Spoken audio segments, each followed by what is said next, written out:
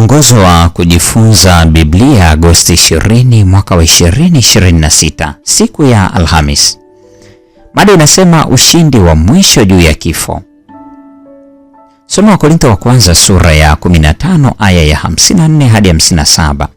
Kifungu hiki kinatuambia nini kuhusu ushindi wetu wa mwisho juu ya kifo? Paulo anaanza aya ya mwisho katika Wakorintho wa kwanza sura ile ya 15 kwa kauli ya kuvutia: nyama na damu haziwezi kuurithi ufalme wa Mungu. Aya ya 50.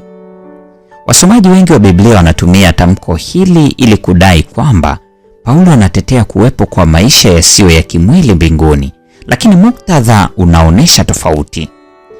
Ufanani wa Wakorintho wa kwanza 15:50 unadokeza kwamba nyama na damu vinafananishwa na uharibifu, kama vile ufalme wa Mungu unavyofananishwa na kutokuharibika, kama ilivyotokea katika Wakorintho wa kwanza sura ile ya 15 42 hadi 49.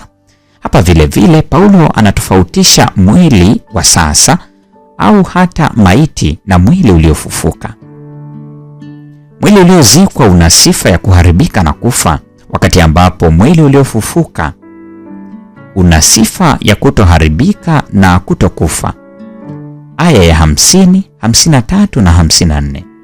Kwa ufupi, Paulo anasema kwamba miili yetu inahitaji kufanyiwa mabadiliko makubwa ili kuirithi mbingu.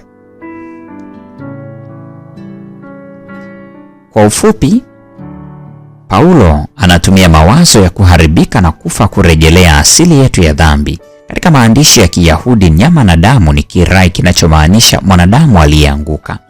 Ndiyo maana miili yetu lazima ibadilishwe na kusafishwa na kuondolewa dosari zote wakati wa kurudi kwake. Ni pale tu asili yetu ya dhambi inapoondolewa, aya ya 54, na tunapata uzoefu wa kutukuzwa, aya ya 51 hadi 53. Wathesalonike wa kwanza sura ya 4 ya 13 hadi 17, ndipo tangazo mauti imemezwa kwa kushindwa, Wakorintho wa kwanza 15:54, litatimizwa. Kisha wimbo huu wa kishujaa na kijasiri utaimbwa: ku wapi ewe mauti kushinda kwako? Uwapi ewe mauti uchungu wako? Aya 55.